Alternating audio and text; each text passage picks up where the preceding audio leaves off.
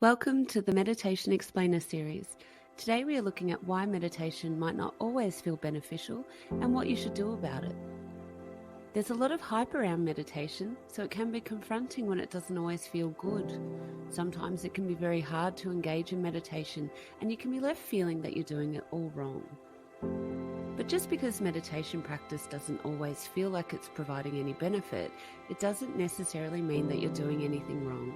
Meditation is a challenging practice for many people, and some of the most important work is done amid significant challenges. There are, however, some signs that you might be pushing too hard or that it just isn't right for you. If you experience distressing emotions, upsetting experiences, or lose a sense of who you are during your practice, then we encourage you to talk to someone.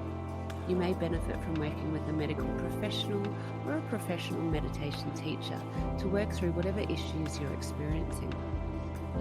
If you do find yourself experiencing distress related to your meditation, a great place to start is Cheetah House, a not-for-profit group that provides information and resources about meditation-related difficulties to meditators in distress. And remember, if you have another question, the Contemplative Study Centre are here to help. And as always, we wish you an enriching meditation experience.